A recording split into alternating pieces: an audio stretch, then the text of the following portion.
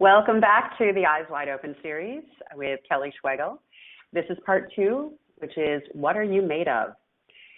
Last time in part 1, we really talked a lot about what we're doing here on Earth, and this one is all about understanding your body. So to start out, I'll just introduce myself. As I said, my name is Kelly Schwegel. I actually have a few degrees in education, but transitioned over into the holistic healing realm about 3 years ago. I am a Reiki Master Teacher. I am also the founder of a holistic healing and learning center in Ojai, California called the Heal Center. I am a holistic healing practitioner, and I specialize in emotional clearing and healing, medical intuiting, and intuitive life reading and coaching. And it's because of all of those experiences and from talking with my guides and hundreds of clients' guides that all of this information was really channeled. So last time we talked about how everything is energy, everything. Everything breaks down into little points of light. And the same mathematics that govern the body or that run the body or create the body is the same thing that runs nature, is the same thing that runs the universe. It's all the same type of mathematical equations. We talked about how last time about how the human body ages through time, and it goes from baby to infant to young to mature to old, and so does your soul. However, instead of aging through time, your soul ages through wisdom. How do you gain wisdom and age from baby to infant to young to mature to old soul? Well, we come to Earth School. Earth is a big classroom for your soul. It is made up of multiple life lessons. The very hard experiences in your lifetime are your textbooks. And the reason that they have to be hard is because really, if everything is going well, there is no motivation to change. So your soul actually grows and it changes through things like abuse or heartache or getting fired or betrayal or weight or issues or cruelty or things like that. Yes, they're tough, but yep, they help grow you. We talked last time about how you have to experience the yin and the yang of all that life has to offer to grow your soul. So you will experience good, bad, beautiful, ugly, traumatic, peaceful, all these different experiences, and you have to experience them all. You knew what you were getting into with this classroom. Your soul said, I know exactly what I need to learn. I know what my life lessons are. And so you choose your parents so that you can set up your experience here. You choose your circumstances, and then you have the choice to learn your lessons or not learn your lessons. That really is your choice while you're here. This whole life is all about preoccupation with the self. It's about learning about materialism, wealth, status, power, fear, arrogance, jealousy, a strive for importance. And how do you do that? Well, you go through all the human emotions and all the human conditioning that you set up in your life, in your path. You go through shame and guilt and depression and sadness and fear and insecurity and self-doubt and powerlessness and anger and pride and all these different emotions. So we do that so that we can grow. But it's important to understand if we're going to learn, figure out how do we actually move through these lessons a little easier, with a little bit more grace, a little more ease. Well, we need to understand what this body is made of. You need to understand you. Now, I'm going to tell you something about this. Those of you who practice energy medicine, those of you who do Reiki or do any type of hands-on healing, you are working with the energy I'm about to tell you. This is what source energy is. It's the same energy that's inside of you. So let's talk about how did your soul create this physical human body and what is it? Well, when you were first a soul, you would have gone through something called service to creation. So you would have just been created as a speck of energy. And you would have been this beautiful speck of energy. And when your consciousness starts to expand, you expand into this beautiful sphere. So you're just existing and you're not doing much critical thinking. You're really just existing. Lord knows how long you exist. Maybe it's 100,000 years. I don't know. All I know is that you start out with just creation, just the same way your body does. Your body actually starts out as a zygote, and you're not doing any critical thinking. You just are a fertilized egg. All right, so your soul goes through a very similar experience. Now, when you're in this existence or this service to creation mode, you're starting to gain different perspectives of this consciousness. So at first, you're just a sphere. But when you're ready, what happens is that your consciousness moves to the outer edge of that first sphere, and you create this experience or this consciousness where you now have two perspectives. And actually, you have three perspectives. You have the perspective of the first sphere, you have the perspective of the second, and you have this perspective of them joined. And this is just you shifting your consciousness to start to experience this creation. When you're ready, you'll go to where the two intersect, and you will move your consciousness to this outer edge, and now you've got multiple perspectives. And you will keep doing that. Here's more perspective and more perspective until it ends up looking like this. So now you've got this really complex perspective, and you're like, wow, I exist, and there's a lot to actually observe and look at. Still not a lot of critical thinking going on yet, because you haven't gotten to the place where you're ready to create. What happens is that you continue to expand outward and expand outward and expand outward, and this is just a picture of what it looks like three-dimensionally, but you continue to expand outward until it looks like this. Now remember that whole macrocosm versus microcosm that we talked about in the last part one.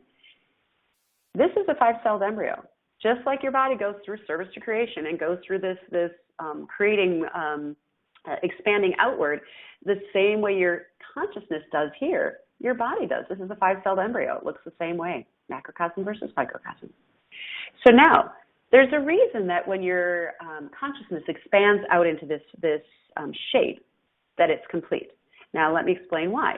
I want you to notice that it's a hexagon shape. But there's something really interesting that happens with that.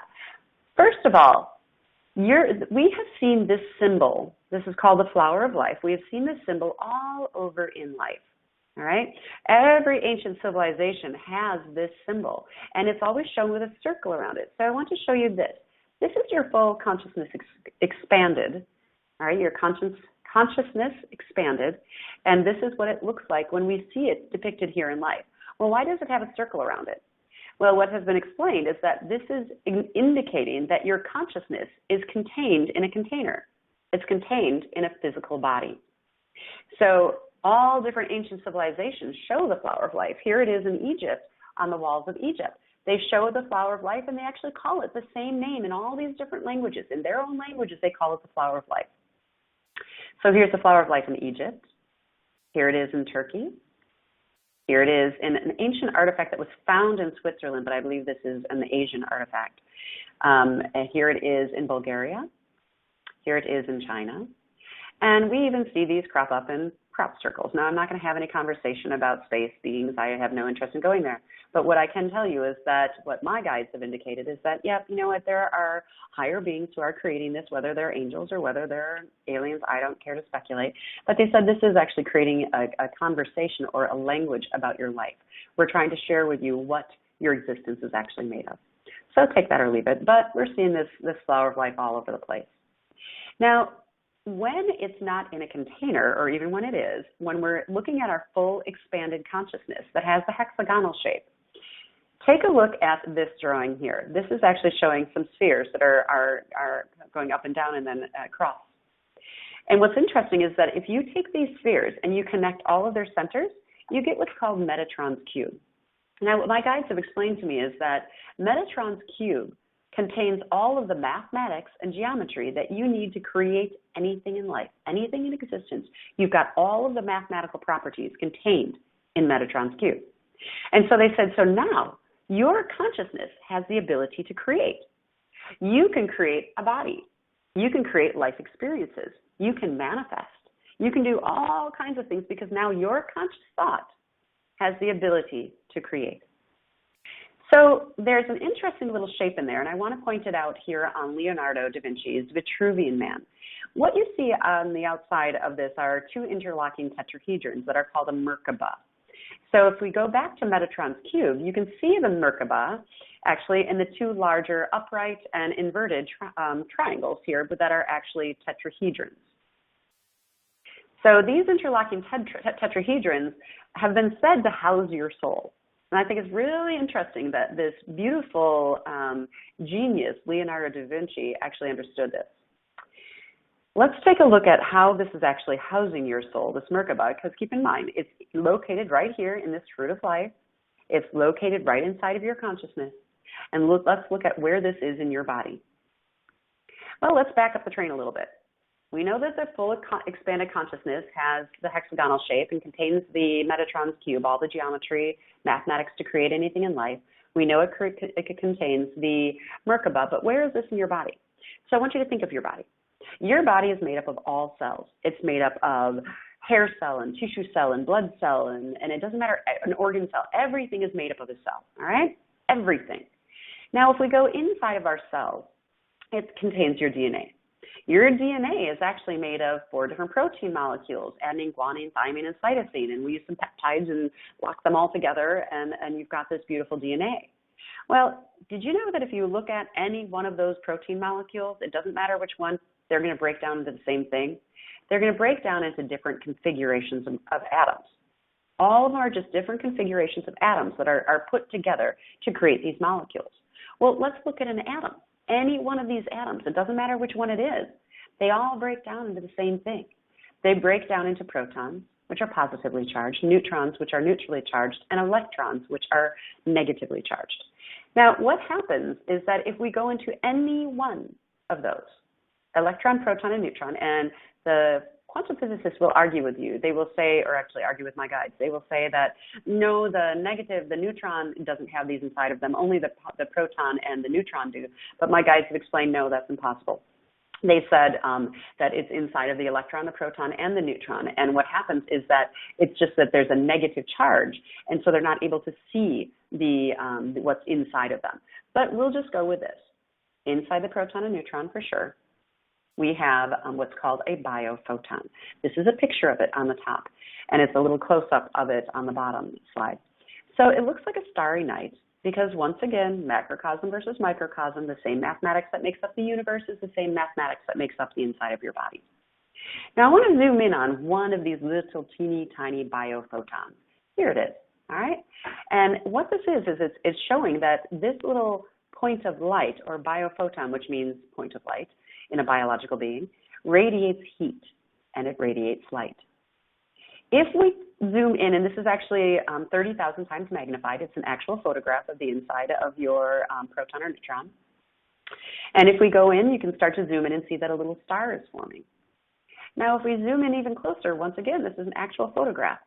You're starting to see the Merkaba. You're starting to see the hexagonal shape of your consciousness. And if we zoom in even closer, there's that original egg of life that we saw. And if we zoom in even closer, this is what they've been able to capture. Take a look at this. Your consciousness is what is contained at the very smallest particle of you.